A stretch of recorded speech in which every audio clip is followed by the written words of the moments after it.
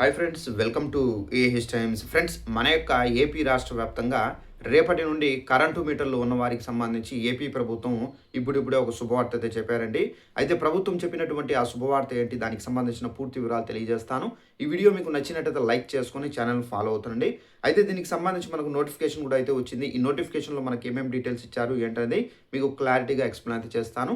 ఇక మీకు ఈ నోటిఫికేషన్ అయితే చూపించాలి కాబట్టి ఇక్కడ నేనైతే దీనికి సంబంధించి స్టిక్ చేస్తున్నాను. ఇక్కడ చూసుకున్నట్లయితే మన యొక్క ఏపీ రాష్ట్ర వ్యాప్తంగా కరెంటు మీటర్లు ఉన్న వారికి అందరికీ సంబంధించి ఈ శుభవార్త అనేది వర్తిస్తుంది. ఇక్కడ మీరు నోటిఫికేషన్ చూసుకున్నట్లయితే తగ్గనున్న విద్యుత్ ఛార్జీలు అని చెప్పేసి టైటిల్తో నోటిఫికేషన్ అయితే పబ్లిష్ కావడం అయితే జరిగింది.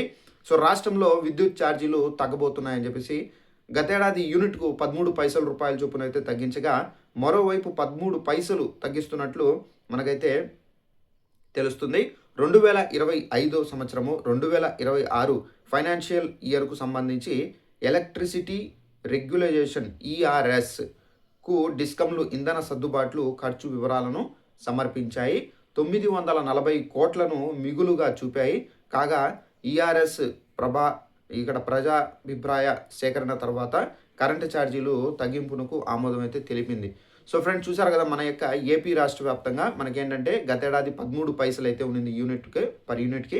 సో ఇప్పుడు మరోసారి కూడా ఏపీ ప్రభుత్వం అయితే మనకు 13 పైసలు తగ్గించబోతున్నట్లుగా 2025-26 సంవత్సరానికి సంబంధించి 940 కోట్లు మిగులు అయితే వచ్చింది కాబట్టి, సో ఇక కరెంటు ఛార్జీలు తగ్గింపునకు ఆమోదం అయితే తెలపబోతున్నారు.